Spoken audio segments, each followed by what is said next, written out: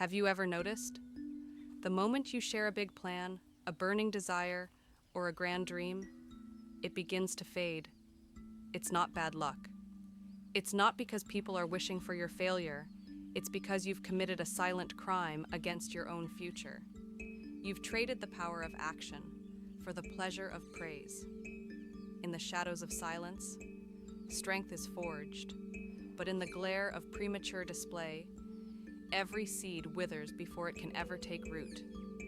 Today, let me tell you the story of the man who learned to kill his words, so his work could finally live.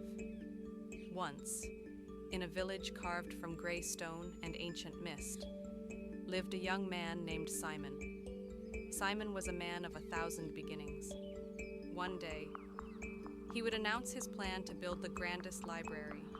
The next, he would speak of a merchant empire that would reach the capital. But Simon had a fatal habit. Before his hands ever touched the tools, his tongue had already finished the work. He would stand in the market square, painting vivid pictures with his words. I will build a sanctuary of wood and spirit. It will be a masterpiece that outlives us all. The villagers would clap, they would offer smiles and admiration. And in those moments, Simon felt a rush of warmth.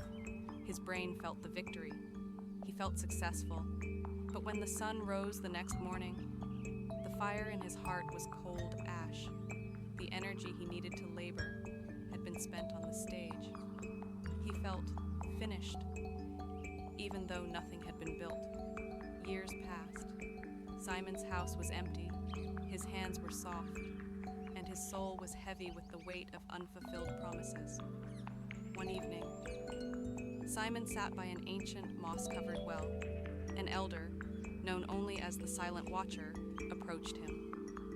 "My son, you carry the exhaustion of a man who has run 1,000 miles, yet you have not moved an inch. Why?"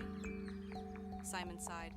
"I have the vision, elder, but the moment I start, the strength vanishes." The elder smiled.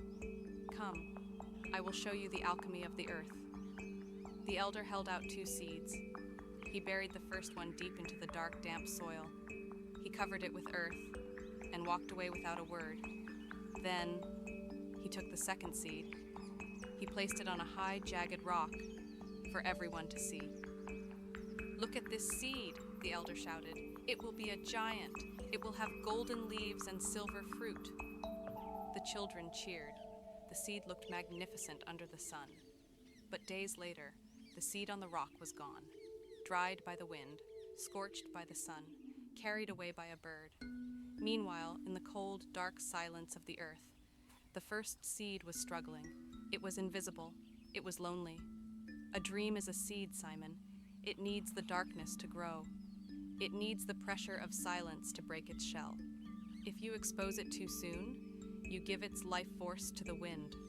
You trade the tree for a moment of attention. Simon returned home. That night, he made a vow. No more stages, no more square. He decided to build a simple wooden chair, a small task, but he told no one. When the urge to brag rose in his throat, he swallowed it.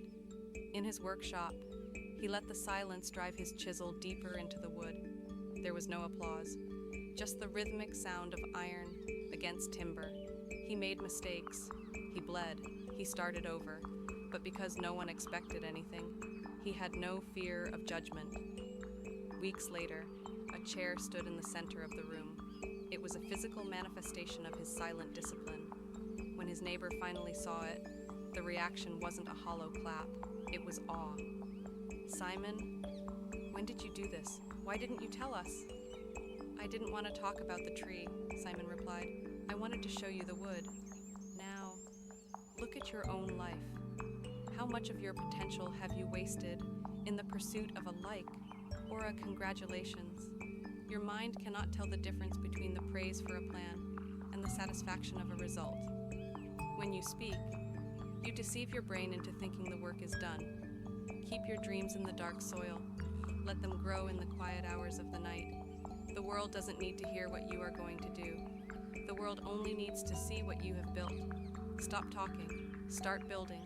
Let your success be your noise.